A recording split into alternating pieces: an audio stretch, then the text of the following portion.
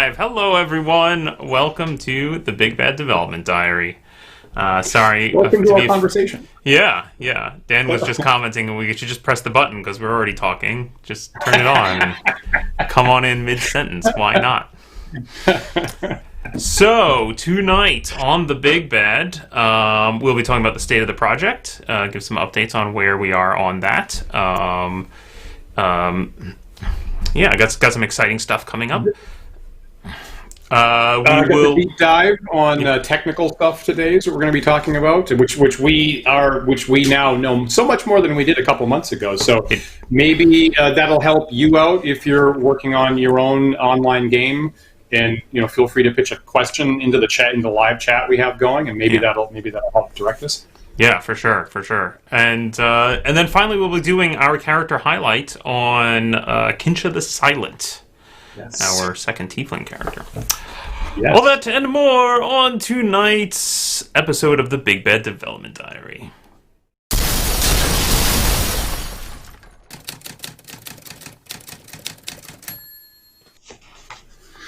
Paul, I feel like there may be some new viewers that may not know what the Big Bad is. Do you think that's a possibility? There might be. If that's the case, let me clue them in. Yeah, please Allow me to clue them in tonight. What is the Big Bad, Dan? Please tell us. Yeah, I'm glad you asked, Paul. The Big Bad is the Wandering DM's upcoming tournament D&D show where we have a fairly hard scenario and we get all of our favorite streaming groups to come on week after week, run them through the scenario. They get scored. There's a grand champion in a big award ceremony that we're planning actually at the end. Yeah. And we do that in a co-DM format where Paul plays the fair referee and I play the sinister adversary running the villains as hard at the players as I possibly can, trying to destroy them.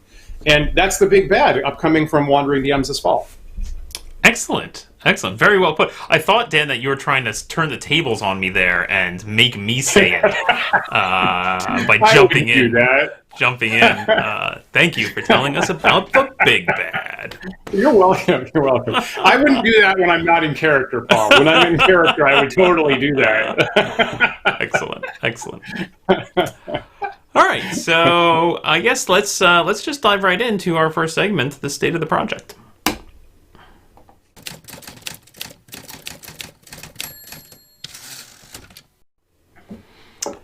So, what's going on with the project?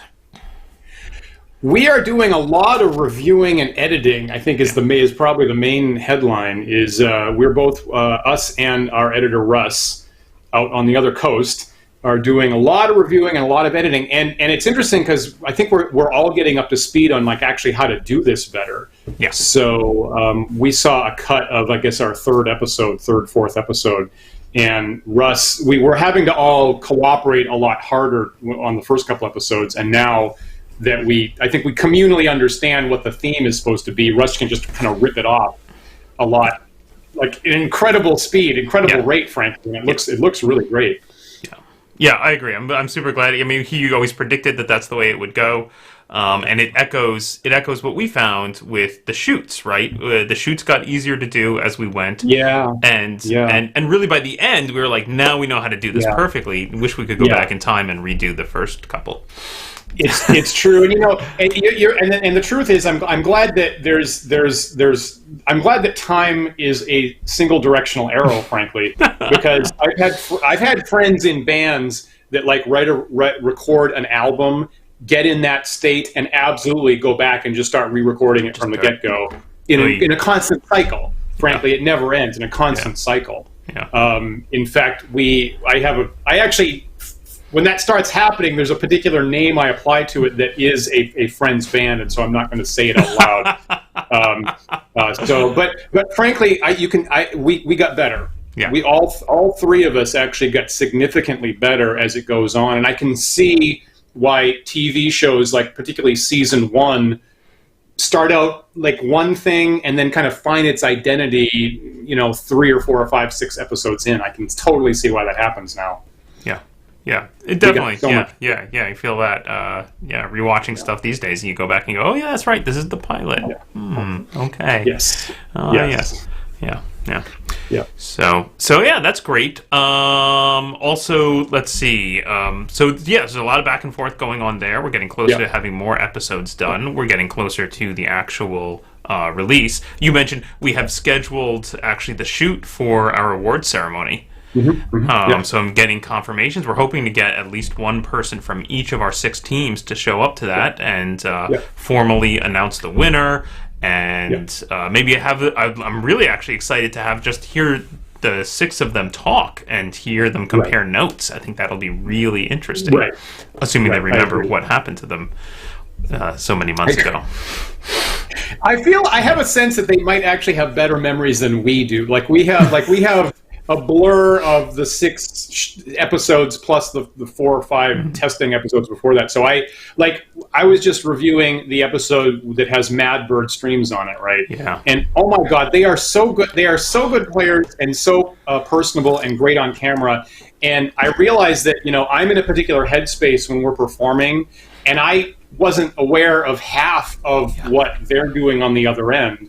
It's true. I was like, oh my God, this happened, and this happened, and then this happened, and that's amazing. Oh my God. And I actually started laughing so much the other night, I actually had tears streaming down my face at one point. The Mad Bird Streams team was giving back for energy. It was, and I didn't remember half of it. I was in a particular emotional space that episode, and I guess I won't go into specifically what happened. It was a long day for us, right? It was a long day for us. It was the same day. We had two shoots that day. That we taped the Horde Takers with Stefan Picorni and Anne and Luke Gygax and things like that. And so I was thinking about really, turning around for the second episode of the doubleheader, and I had very little recollection of how wonderful the episode with Mad Bird Streams is. So getting back to becoming aware of that was kind of like I was just seeing it all over again with fresh eyes. It was kind of amazing. Yeah. It's actually, I guess it's good on us that it came out as well as it did. My skating coach is always telling me don't ruin the first jump by thinking about the second jump too soon. Right? I see that. Yeah, I see that. You want to be mentally present. Want to be mentally present in the moment. Yeah. There was a thing that happened with Mad Bird that I made a little bit of an error at one point. And frankly, I was mostly just focused on that for the rest of the day, actually. And then I went in, and I was actually kind of thankful because the second one I was going with Stefan Picorni and Luke Gygax, and I was like, don't F up. Don't F up, Collins. Do not F up. And I was actually thankful that I was aware of the dangers, as a matter of fact, and brought my A game with the one of the top contenders. That's funny. Yeah, but I did not remember the Mad Bird streams being enjoyable. It wasn't enjoyable for me at the time, and now it's delightful.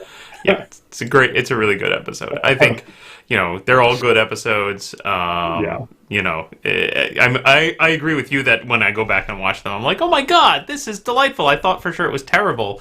It's great. No, I didn't really think it was terrible. But the problem is that I remember all the technical hurdles, right? I remember all the technical hurdles we went through. And, of course, doing the reviews is a review of all those hurdles. And when we're going back and forth with Russ and talking about episodes 1 or 2, it's always in my head to be like, well, I'm sorry. Just wait till you get to episode 4. That part will be fixed. Oh, wait till you get to episode 5. Then we fix this part. So it's kind of a review of all our terrible mistakes. I mean, I'm mostly focused on just my mistakes. I mean, at no point. I mean, I don't remember anything that you did wrong, frankly. I don't remember anything the players did wrong. I was just like, if I had a glitch, I was steamed for hours about it. So it was just really me focused on any slight hiccup in my strategizing or something like that. Well, we're going to talk, I think, next episode about the ruling mistakes we made. And certainly that's what I beat myself about is when I get the rules wrong. I mean, I'm the freaking referee. I should know the rules. But tonight, let's focus on the production errors because that's what our deep dive is on, right? Before we get to that, I'll just say the other thing that we are working on, of course, Paul, is actually just promoting and getting people to know about the Big Bad, as a matter of fact. True. So among the other things that we're doing in parallel is we do have a subscription drive going at the moment. If anybody's watching and doesn't know about that, we are in our last week, I think 5 days actually, of our subscription drive. So this would be the best possible time to subscribe to us on YouTube. Go to wanderingdms.com. The very first thing at the top of the page there at the moment is our subscription drive. And with about 4 clicks through to YouTube, you will be entered for a package of all things Wandering DMs, everything that I've made in the indie OSR scene, everything that Paul has made, put together for the grand prize package signed by us, and then on top of that, 10 first place prizes where you get digital versions of everything we can put together. So feel free to tell your friends about that. Small correction, only 9 first place prizes. Only 9? Damn it! Only See, 9. 10 now I'm going to be angry all night, prizes. Paul. I'm going to be angry all night that I effed up. See? Damn it! God. But yeah, there's still a lot of opportunities to win. So please do join. Also, I think it's worth mentioning, beyond just subscribing, another thing you can do is you can become a patron on our Patreon, and we've been really ramping up all the things that we do with our patrons recently. Yeah. Specifically around our Discord server. So we have a private Discord server, and I know some of us aren't as used to using Discord, and we're kind of learning and figuring stuff out. One of the things we've started doing is on our Sunday show is we have a little chat after the show often with whoever of our patrons happens to be around and wants to chat.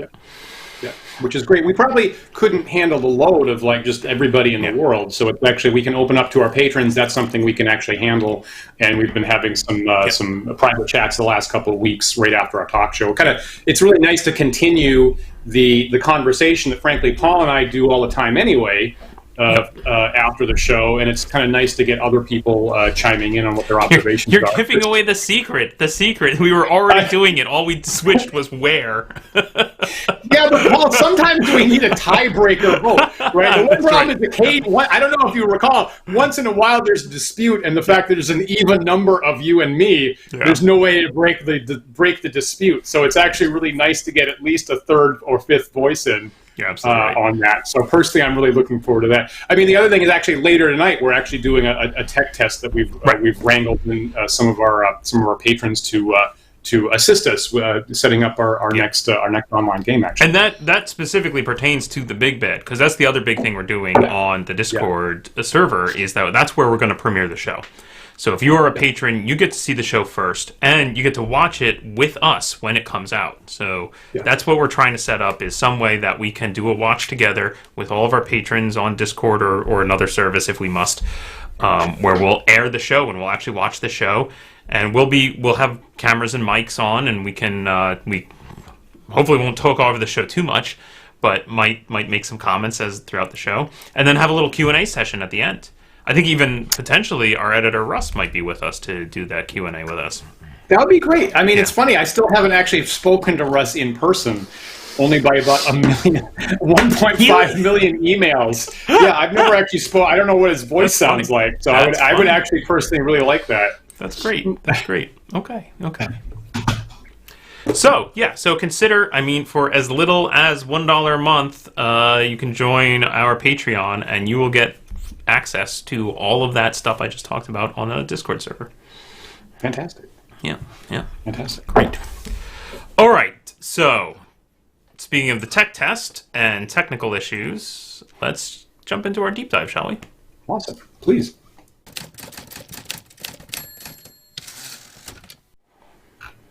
All right. So, the deep dive is tech. We're going to talk about tech.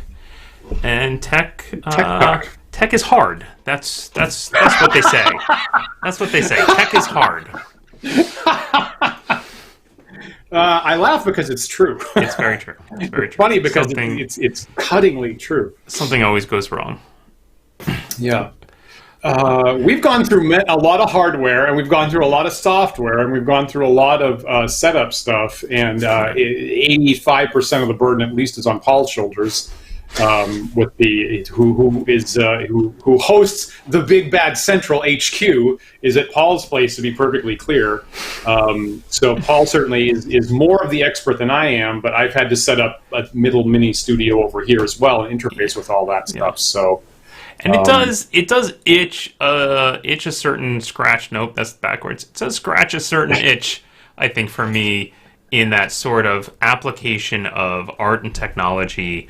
That's sort of like why I got into video games, frankly. It's that technology is cool and interesting, but for me, it's always about, well, how can I twist it and warp it to make something creative out of it?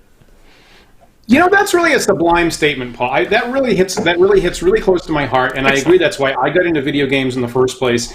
And for me, occasionally, with a big company, for me, it would be turned into a bit of a frustration because I wanted to do all of it. Yeah. I wanted to write, script, design, audio, graphics, right? I wanted to do all of it. And at a big company, you have to have a division of labor, and you get slotted into one particular role. And that's why a project like this, where you can kind of be an auteur and have your thumb on every part of it and get a variety of tasks, really get a variety of things you get to do, really warms my heart. And I agree. That's what we're doing now is what I wanted video games to be. Yeah. It's interesting. In the many years I've worked in software, I know a lot of people who like tech for the sake of tech, who get excited about new libraries or new programming languages just for their own qualities. Yeah. And that's never been me. I want to know, well, what can I do with it? How can I make something cool and awesome out of it? And so Super I guess... well put. Yeah. Super well put. We had coworkers at one point who, like, I was talking to one or two of them, and they were like, it'd be great to program like a video game or like a war game or a spreadsheet or like a financial database, or really just anything would be great. Anything would be great to program at all. And I'm like, I might not be in the right place. I might not be in the right place at this point, because that went in a direction I don't actually agree with. It's really interesting for me to hear you say that, actually, because that was actually very, very much on my mind at one point. Yeah. Well, there you go. Super well put. Super well put. So I got some photos here. I'm going to show a few as we go along, but I just wanted to start off with this one because this is sort of the progenitor of this idea, right? This is us. I mean, this is a late picture, but this is us running the game that we ran at conventions. And this is as low-tech as it ever got, right? This is us running a D&D game like we do with miniatures and a board and dice. Paper map. Yeah. Paper map, right. Yeah. I will point, and we had so much fun with that. We came away with that, and we were like, it'd be a really great show. We should do this as a show. I will point out that among the players in that convention in the foreground, there's Ragnar, who's one of our patrons, actually. So he's a huge friend of the show, and we really can't thank Ragnar for his support for many months at this point. Completely agree. I think, unfortunately, Ragnar's maybe not watching this live right now because I think he might be running an OD&D game as we speak. So you know what? We forgive you, Ragnar.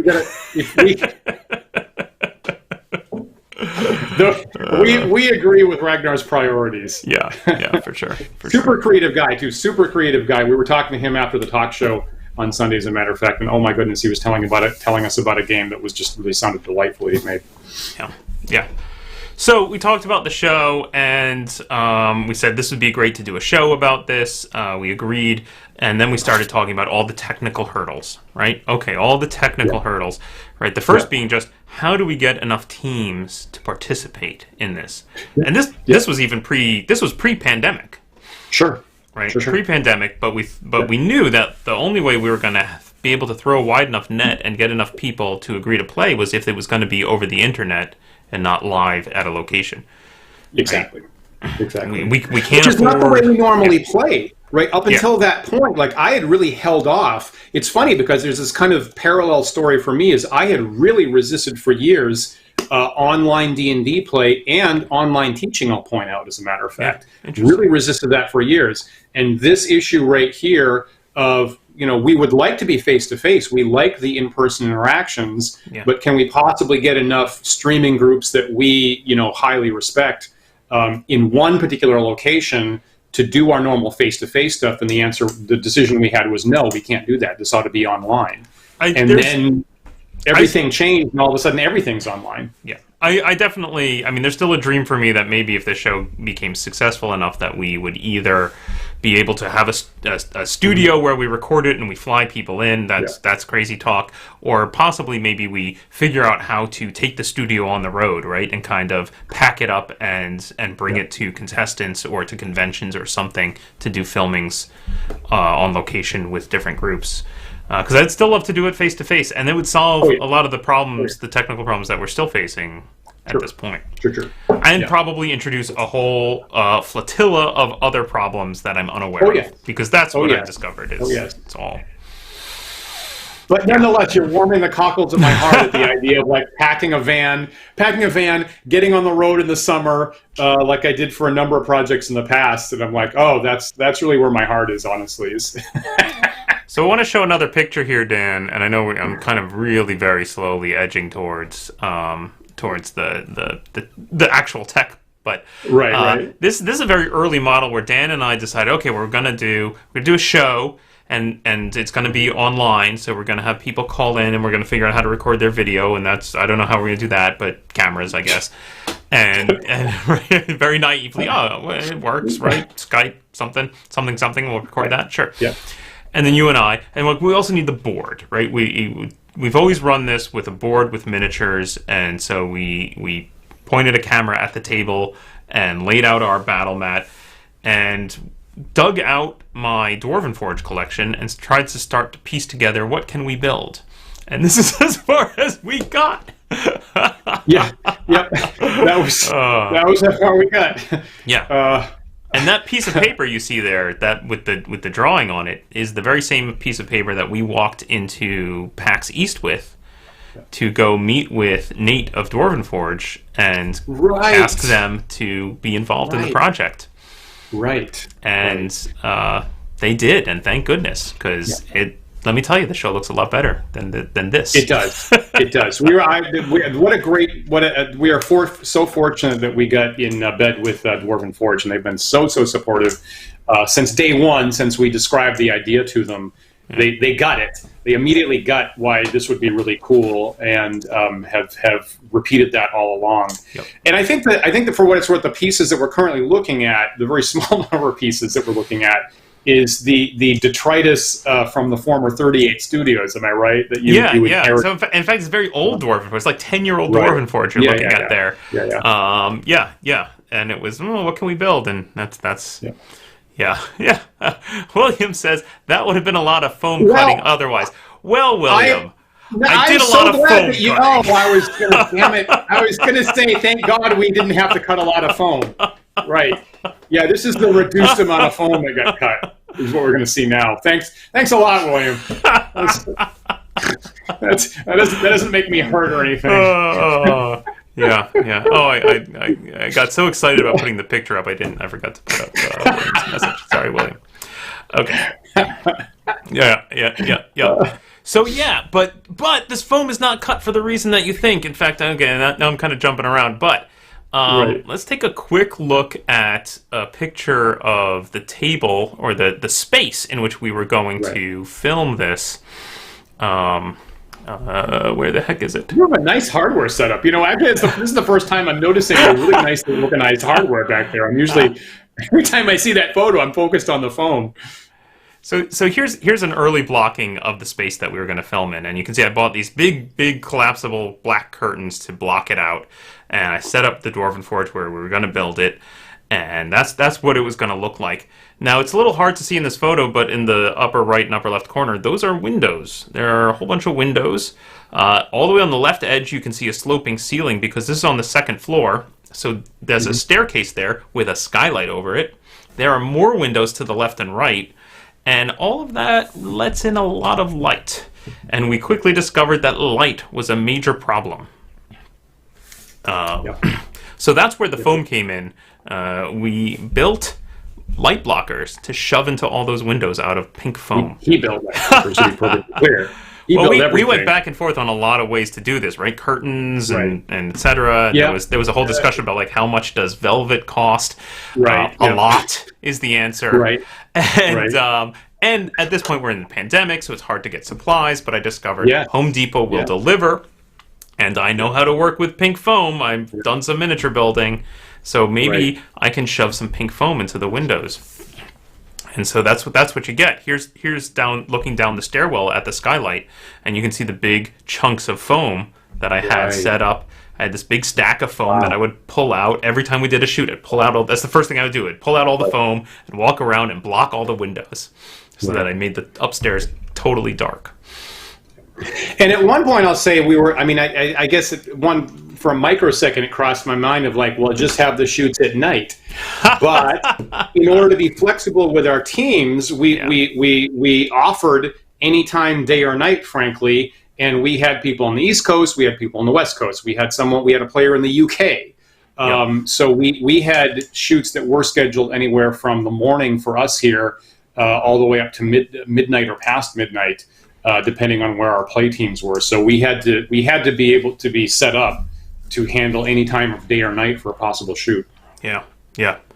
Yeah, I mean, that was a big question mark. Honestly, it's still ultimately the biggest technical hurdle that we never really overcame, is the fact that we have very little control over what's on the other side of that internet connection, right? What kind of computer does our guest have? What kind of camera do they have? What kind of internet connection do they have?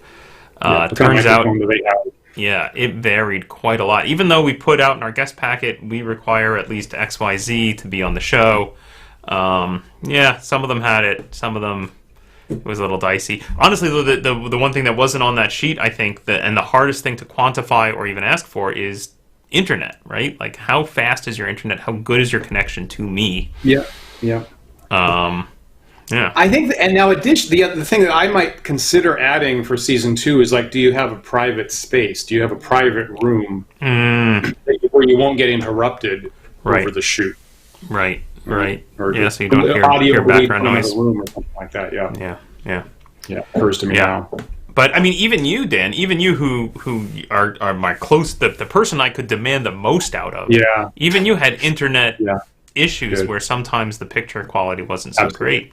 Yeah, I see why you're saying that. And certainly that was the biggest frustration on my end, of having everything that I could do and still having weirdo internet glitches that we just couldn't predict at all. Let me share some info here, just because. Oh my gosh, I've learned so much about video chat and video transmission over the internet as a part of this, and probably everyone cares about that to some degree, because we're all doing it now for everything, not just gaming, right? So I learned a crazy amount of really interesting stuff. So you probably have a webcam, right? You have a webcam, Dan, and a lot of our viewers probably have a webcam. Maybe you bought a new one recently because it's the pandemic and you're like, my webcam's not so good, I need a better one. And probably the number that shouted out to you when you bought your webcam was, what's the resolution? Is it 1080? Right? Ooh, high def, 1080. Or maybe it's only 720, not as good. Most video chat doesn't even... it's actually the height. It's the height. 1920 by 1080 is HD. Yeah. You're right. My bad. There you go. See, trust him. Don't pay attention to me. So 1080, right, is your standard high def, camera. There you go. He falls over there. Yeah. And we went, and that was our first thing we did, is we bought a bunch of 1080 high def cameras. Our favorite, by the way, is the Logitech C900 series. Really good camera. Should cost around the $100 range. I know now I'm in the habit of always quoting prices to people just so that they don't get gouged, because for a while that was happening. Very smart, super smart. Yep. So, good on you. But yeah, most video chat systems don't even send that. They won't, and not even close to that. Most video chat's sending 360. Yeah. You have to go and dig into your Zoom settings or dig into your Google Meet settings to look for a checkbox that says Enable HD. And it's not on by default. And if you don't click it, you're not sending that high-def picture that you think you are. Yeah, it's true. And the high-def there counts as, what, 720 at that point? 720, yeah. Most things cap out at 720. Nothing really sends 1080. Yeah. Nothing does. It's true. There's some websites out there where you can test your cameras. So most things, Zoom and Google Meet aside, but most stuff where it's embedded into a website, you're looking at like your Roll20 or anything that's just got a web client, is using something called WebRTC. And there are some sites out there where you can actually test how does my camera work with WebRTC, and it'll run through the WebRTC library and like test all of your different resolutions and what it's able to send and whatnot. Yeah. So you can dig in. I found that one recently. It was actually pretty neat. Find out what your camera is capable of. Right. Whether it uses it or not, though, whether it uses it or not, though, is variable, because the whole point of WebRTC is it detects when your bandwidth gets low, and it automatically down-reses your picture if your connection is poor. Yeah, totally. And that's why we see people start to get grainy or pixelated or whatnot, is because their internet connection is experiencing a little problem, and so it drops the resolution down to save on bandwidth. Right. Interesting. Now let me tangent off that and touch on about 3 things you just said. So we do like the Logitech C900 for webcams. We found some limitations with it, however. It is great, right? And specifically, it's the focal length that I started running into issues with. So it is great for an at-your-desk web chat. Like, I'm currently about 2 feet away from my camera right now, and that's about the maximum focal length that the C900s get. So if I wanted to be further away in the room, or I wanted to be standing up, maybe running a game standing up at a lectern, or show something further away, it actually cannot focus on anything further away than just about 1.5 or 2 feet. So we ran into that issue for the show, ran into that issue on my War Game show Saturday night, actually, with the issue. That's an interesting point, right? Webcams were very specially built to be sitting on a computer monitor looking at a single human being that is 1 to 2 feet away. They are highly optimized to that use case. If you're trying to use them for something else, they're not great at that. Exactly. And now you can get super close to them. Like I did, I was doing tests whereby I can hold up a miniature to a C900 or get my thumb up to it and actually see every ridge on my thumb just like a millimeter away. It's fantastic at that. But you get further away than about where I am right now, and everything gets all blurry. Dan, we could do an interesting practical experiment here, because in fact you're currently using a C900, right? Unfortunately, I'm not. Oh, you're not? No, I am not at the moment. Which is what are you using? What are you using, Dan? Okay, well, we got a Sony Handycam as a replacement on my end for a couple reasons. It's like a XL something. No, I actually can't remember exactly the specifier, but a Sony Handycams we got for me for a couple reasons. One, in case we wanted deeper focal length if I had to be further away for some reason. 2, because of the internet glitches we were having and my resolution was getting downgraded so that I could record locally on the camera itself, not burden my CPU with the recording while the show is going on. So, and that's what I've been using for all of our shows on Wandering DMs since mid-July or something like that, actually, is this Sony Handycam. So, better resolution, frankly, nice and clear, offloads the recording, and can also get a deeper focal length if we want. Now, so really, really good. I like it a lot. I've been using it for classes and meetings at school where I work and stuff like that. Doesn't solve all the problems. Now, the side effect problem that caused is, how do you get the video live from the external Handycam into the PC?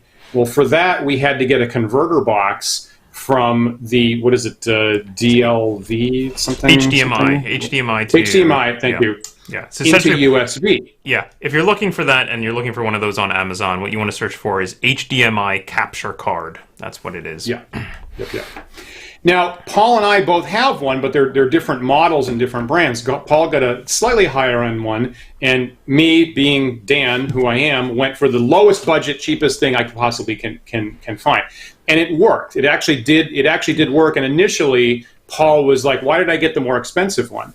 And a couple weeks go by, and we found out what the limitation is that the really cheap end converter box for that doesn't convert the aspect ratio in the conversion. So getting the aspect ratio right is dependent on the software on my PC. Some software managed to make that work properly, like OBS or vMix does the job. Other software does not do it, such as Roll20, for example, or Blackboard Collaborate. So if I just directly take that feed and put it in Roll20, I get a squashed picture where I'm about half size, right, and I'm all squashed.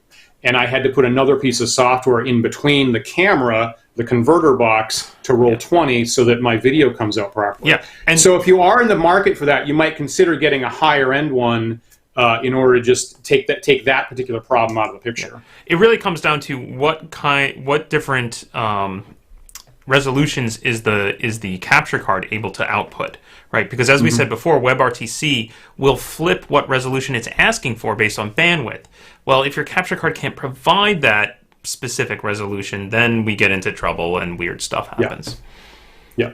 So agreed. Now, it's funny because I have the same problem with my teaching platform, Blackboard Collaborate, and I put that on a forum for the Blackboard Learning Management System, and the local expert immediately said, "Do you have a low end capture card like with this?" And I went, "That is exactly what I have." And they instantaneously spotted what the problem was. That's crazy. All right. Well, there you go. Yeah. There you go.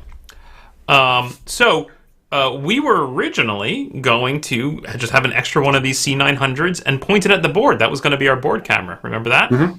Yeah, totally. And it didn't work. It didn't work. The focal length was always a problem.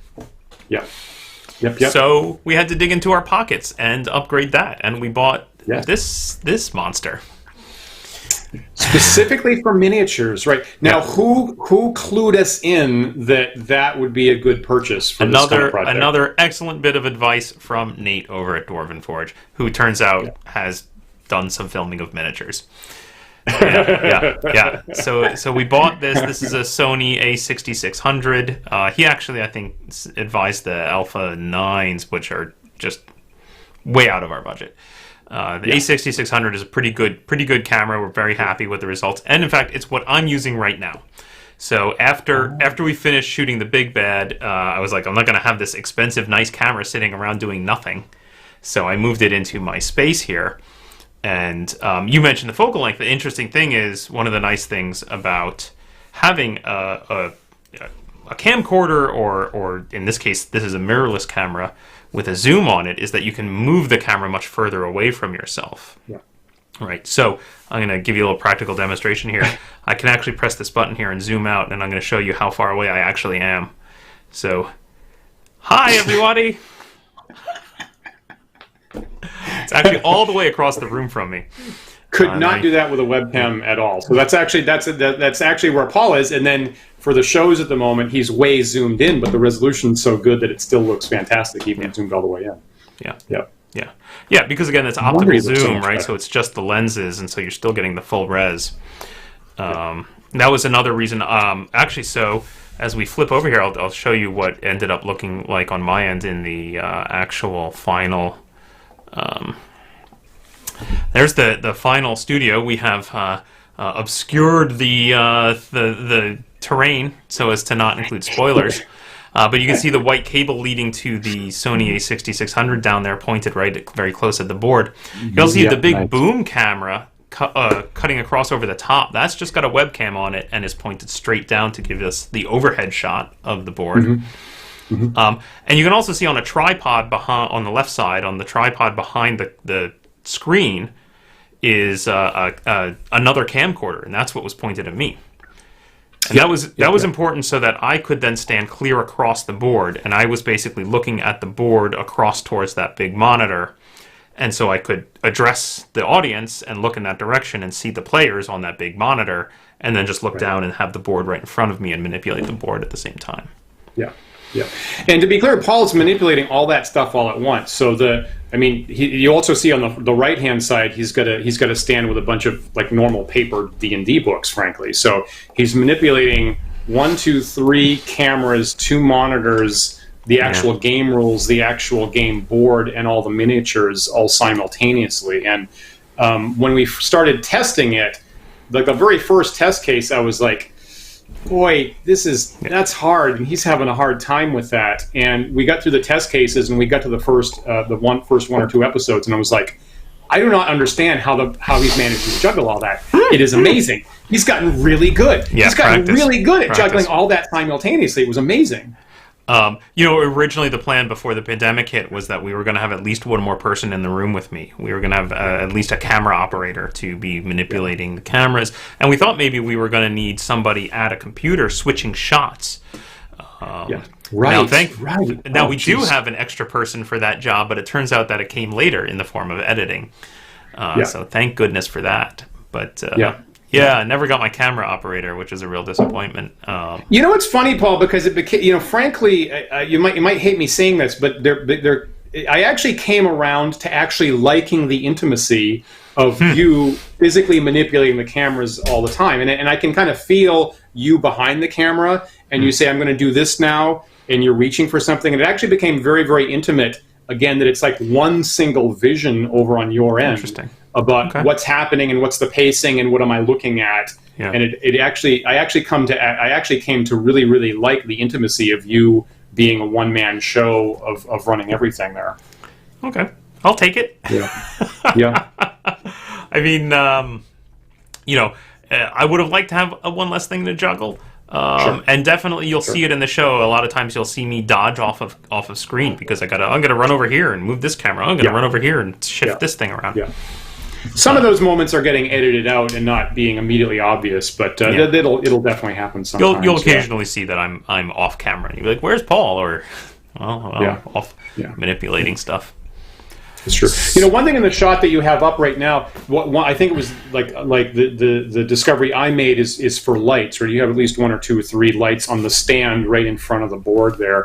And so we are using these Viltrox, I think 200 level lights, and I think I'm the first one that got a couple over on my end. Very, very happy with that product, actually. Lightweight, solid, dependable. Set the lighting setting, set the warmth of the light. You can put it on a remote. You can group them in different groups on your remote to handle separately. Very, very light. And the funny thing is, where I come from is I remember when I was a kid making Super 8 movies in my room with some friends, right? Making Super 8 movie, having a light, and it was big. It was big like this, and it was heavy. And it was probably like 10 pounds. And I prop it up on a cardboard box in order to light up our little low budget sci-fi Super 8 movie we're making. And a couple minutes go by, and of course the box is on fire, right? It's so hot, right? The room is like 120 degrees from the one light, and the box is on fire. And in my bedroom, fortunately my mom comes in, and she's the first one to catch the smell of smoke, because of course when I'm focused on something, I don't pay attention to temperature, heat, or the fact that I'm actually bleeding. And so my mom comes up, puts out the fire from the one single light we had, and that's actually, at least growing up, that was my impression of lights, is that they were physically dangerous and they ran at about 500 degrees Fahrenheit. And so having these modern lights here that don't set everything on fire is like, okay, so I'm aged enough. I'm like, that's great. That was smart. That's what lights should have been all the time. Not setting anything on fire at all. How wonderful is that? So personally, I'm still like, those Viltrox lights are fantastic. Definitely the technology has come quite a ways on that. So Dan, we're rapidly running out of time here. Oh no! But gosh, I feel like I didn't get to like 50% of the tech things. But tell me what you got for a mic. At least tell me that like you got a boom mic up overhead where you stand there. What do you have for a mic over there? Yeah, so I'm that is, let's see, we can see it maybe. Nope, not there. We can see it here. There you go. Boom mic coming up over the top there. That is a Blue Yeti. Which is what most of the podcasters and streamers are using these days. It's a great mic, so I'm using it right now. In fact, maybe you saw when I pulled out the camera, it's floating over my head right now. And that's what I have over here, and we're very, very happy with those mics. Yeah, they're great. I know some folks who've bought the Mini, which is also quite good. I've also had some folks use the Snowball, which is their lowest end on their range, and it's still probably way better than any other microphone you have on you if you don't have a... If anything, they're hypersensitive. They're super sensitive. So I think I actually had to get a quieter keyboard at one point. If my AC or a fan is on, it totally picks that up. It's very, very sensitive. If you have a phone on vibration mode nearby, it's totally going to pick that up on your feed. Yep. So do kind of be careful about that. Yep.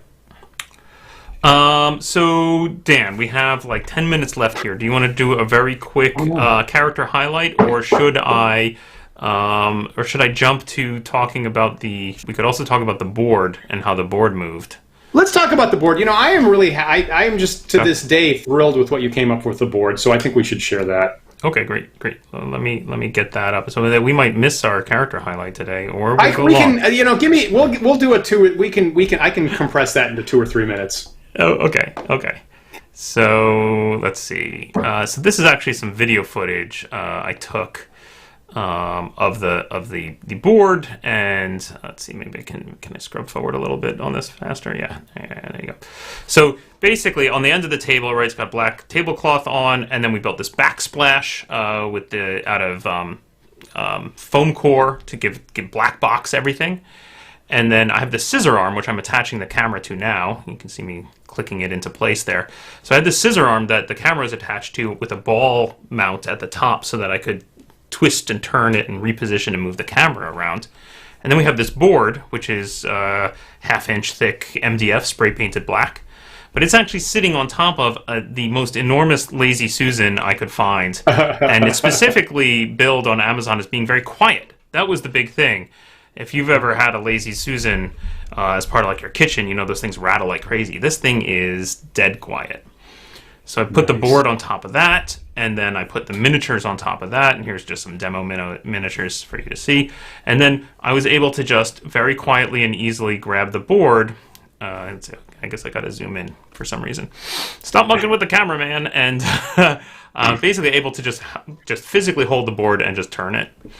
And so there you go there, I'm rotating the board. And between rotating the board and then having this camera on an arm, I could kind of manipulate the camera and the board at the same time. Towards the end, talk about practice, that's the major skill I think I developed, was being able to do both of those at the same time. Exactly. And you'll see that's what's happening right here. So here I'm shifting the camera and twisting the board at the same time to get kind of interesting swooping shots.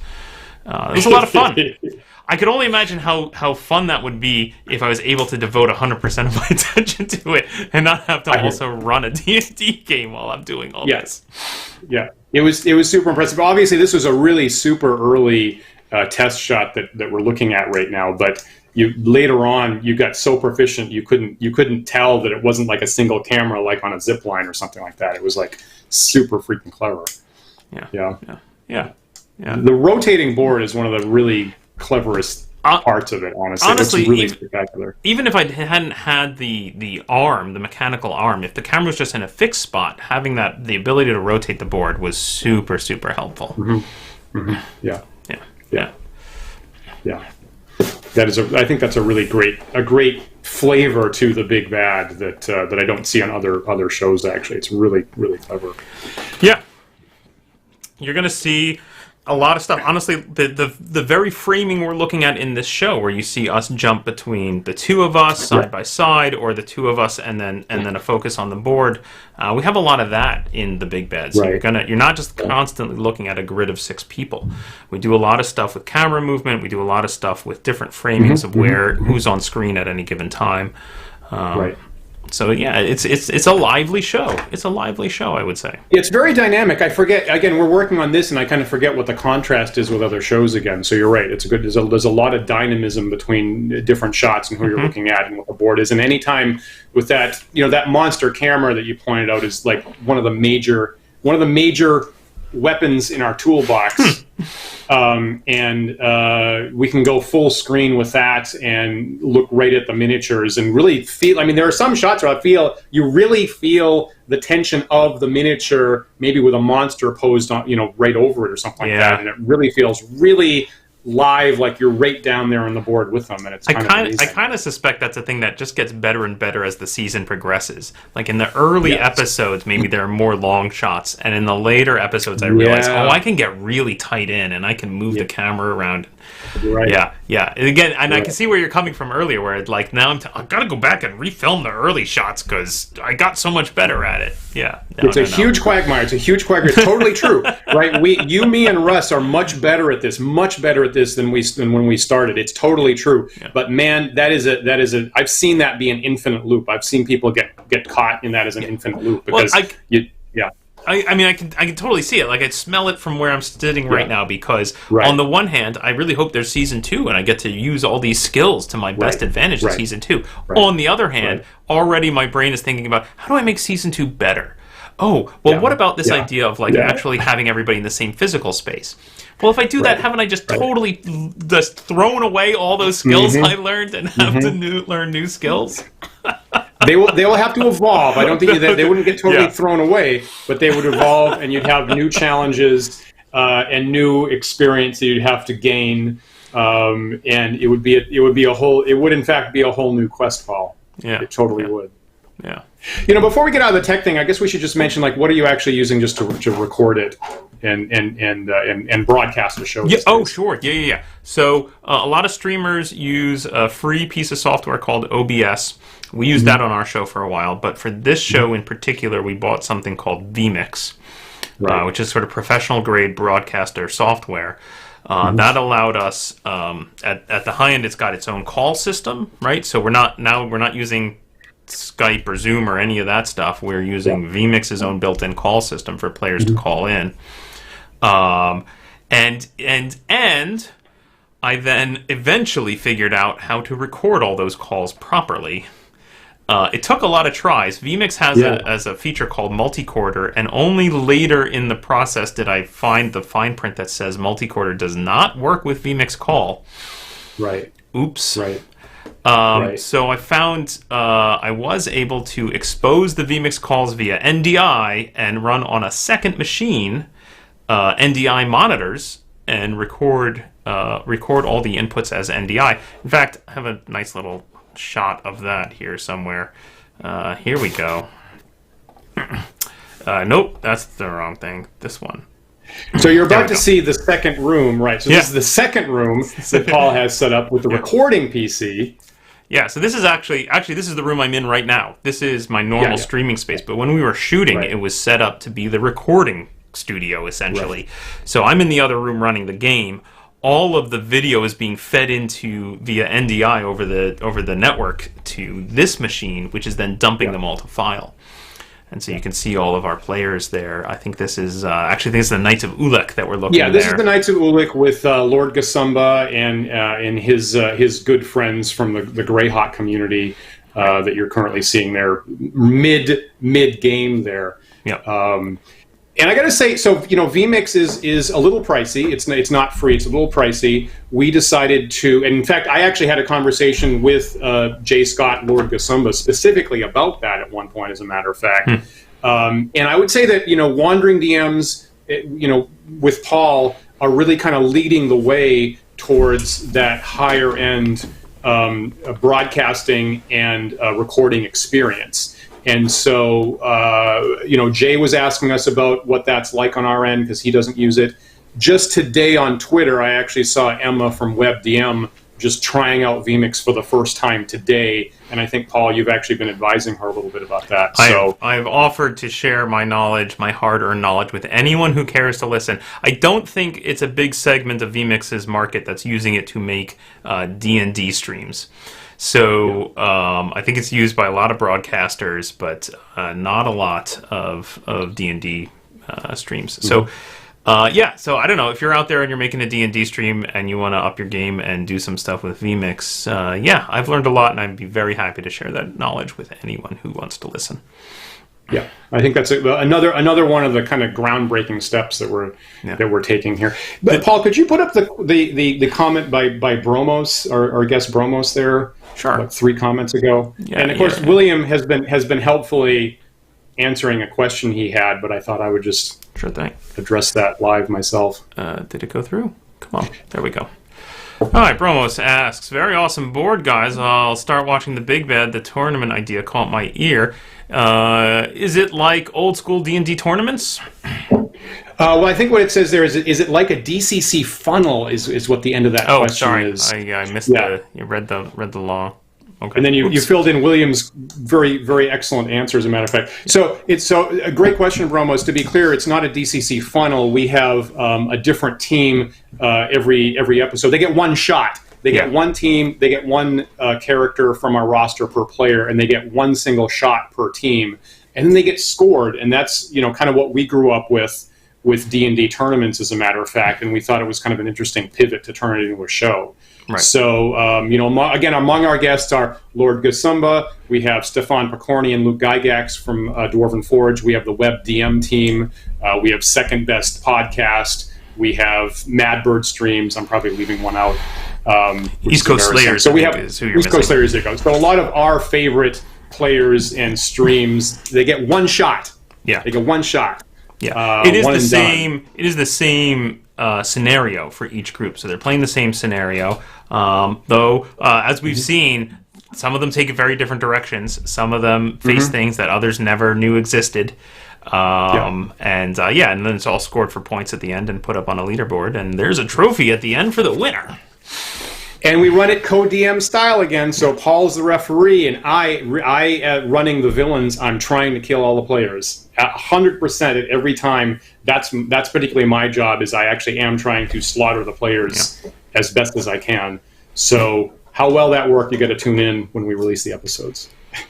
So Dan, we're about out of time here, and we failed to get to our. This is the first time we failed to get to our third segment, the character highlight. So I guess we'll hold that off for another week. Okay, we'd have to do two. We'd have to do two. We can do that. You want to do that? Okay. I don't know. Great. We've never. We could throw it up. We could throw it up briefly. We could throw it up briefly. You want to go really super fast? Super fast character highlight. Okay, let's do it. Let's do it.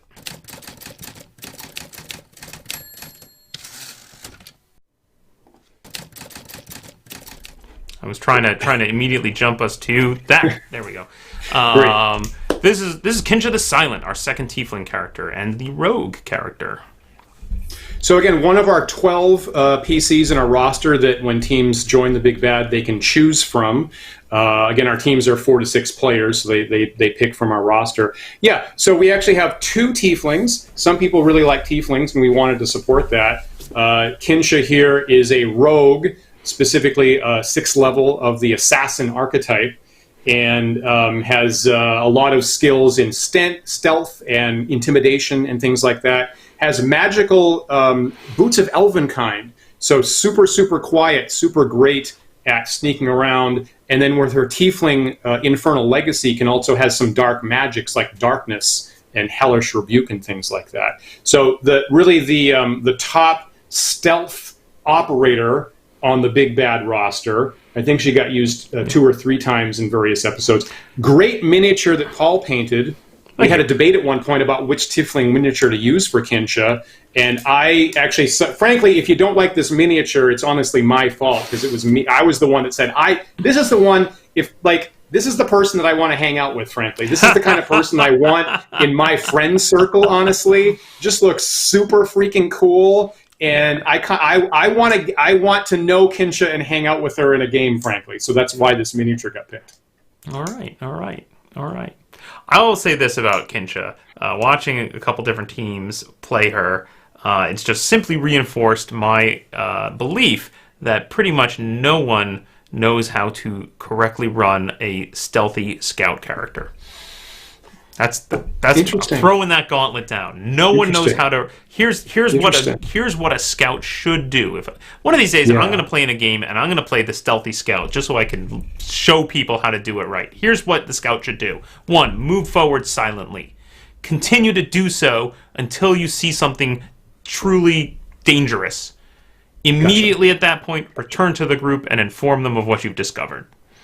Now, you need your team working cooperatively with you, because if you try to do that and any one of your idiot fighters, barbarian, paladin, decides to go, my thing is bravely charging into a fight without delay, then you're not going to get to actually pull that off. So you do need the whole team on board with what that protocol is, of course. I feel like I regularly see the same 2 mistakes. Either I start to sneak forward, and everyone follows 20 feet behind me. Not helpful. Or 2, I sneak forward. I get that part. I sneak forward until I see something dangerous, and then I decide to interact with the dangerous thing. Right. Don't do that. Totally. Now you're in trouble and separated from your group. Yeah, totally. It takes a lot of discipline, right? To really run that properly takes a lot of discipline. One thing that I'll say, and I totally agree, Paul, one thing I'll say is, of course, we have a really nice mix of the teams, right? Of old school players who on their own streams are actually run first edition D&D still, new school players who are into narrative play and, of course, run 5th edition D&D. So when we provided the characters, I wanted to make sure that they were all recognizable and pretty general across any edition of D&D. Now, of course, Tieflings don't exist in 1st edition, 2nd, 3rd edition D&D, at least in the core books. But people love Tieflings and want to provide that. On the other hand, there have always been thieves, and since 1st edition, there's been a subclass of thief called Assassin. So among the thief archetypes that we could pick from in 5th edition, I did actually pick the Assassin type. They have sneak attack for being a thief and a rogue, I should say, in the first place, of course. And they also have that special assassin attack, whereby if they can catch someone unawares, they have a chance to just totally eliminate them, which has been in the game since 1st edition. So if one of the old school players picked Kynnsha, she has a suite of abilities that most people would recognize, and I was happy to have that on the table. Okay. So that's Kynnsha. I'm glad she's there. That assassinate ability, in my experience, is tough to pull off, right? Because it does have that limit of it has to be before combat has really been engaged. So I'm used to. I played with a character, not personally.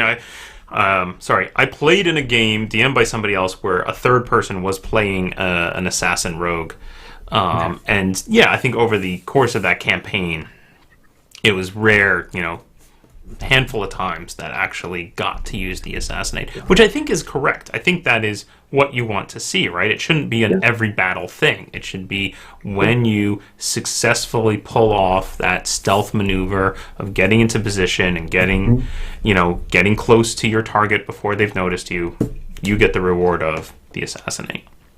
Agreed. And again, very similar to the rest of the scouting protocols, you kind of need a team that supports you and isn't interrupting that. You're absolutely right. Yep. It's tough. It is a tough character to play, but very, very powerful if you can. But we have some great players on the Big Bad, and so if you want to see a good try, right? Of course, I'm trying to foil it, of course, but if you want to see a good try that takes a really master level game theorist, a PhD level D&D player to counter, then you got to watch the Big Bad and see that in action. Excellent. Well, I think that about wraps it up for us, Dan, unless you had anything else to say about Kynnsha. That's it for Kynnsha. I will remind our viewers, if you're new to the show and you want notifications on when we do get to release episodes of The Big Bad this fall, now is the perfect time to subscribe, particularly on YouTube. We have a subscriber drive going this week, where it ends on Sunday. And if you click through on wanderingdms.com on our subscription drive, just subscribe on YouTube, and you'll be in the running for a package of prizes for everything that we could put in a box that we've developed on Wandering DMs, to including signed materials, signed T-shirts, signed books from us, and things like that. So please tell your friends and subscribe this week would be perfect. And you'll know when new episodes come out, including Kynnsha and other awesome characters. And if any of our patrons are watching, or if anybody who's watching right now wants to jump in and join our Patreon at the last possible minute, I am kind of trying to keep us on the clock here, because right after this, Dan and I are popping over to the Discord to run a technical test of our premiere process for the Big Bad. As we mentioned, the Big Bad will be premiered live on our Discord server for our patrons only initially, and then it will be released on YouTube to the public after that. And we will be watching it live with them in a watch together, where you'll see our video, and we'll be maybe chatting a little bit during the show, and certainly running a Q&A at the end of it. So and should be me a fun event. swearing at my mistakes, crying laughing until I cry, and then my standard hyena-like laughter will all be part of the premiere, and you can ask me to mute myself if you need to. So if you are one of our patrons, or if you're contemplating hitting that Patreon button right now, pop on over to our Discord server after this and help us run a quick tech test. We appreciate it. We do. Awesome. That's it from us, I think. Until next week, where I think, Dan, we're going to have some pretty big announcements to make around the Big Bad next week. We are. Pretty big, exciting stuff. Let me not forget, before we even get there, Sunday on our talk show, we have James Malazewski of Grognardia, who took an 8-year hiatus from his super famous Grognardia old school blog, and he is back just in the last month, writing all kinds of new interesting stuff. And so I think we scored a coup with having James Malazewski as our guest this Sunday, September 20th, as usual, 1 p.m. Eastern Time. So we interview him live. Get your comments and questions into James Malazewski if you want, and I'm personally really looking forward to that this coming Sunday. And then, another developer's diary next Tuesday. Yes. All right, great. So that's it from us. Thanks so much for joining us, and we'll see you next week. Good night, everybody. Take care, everybody.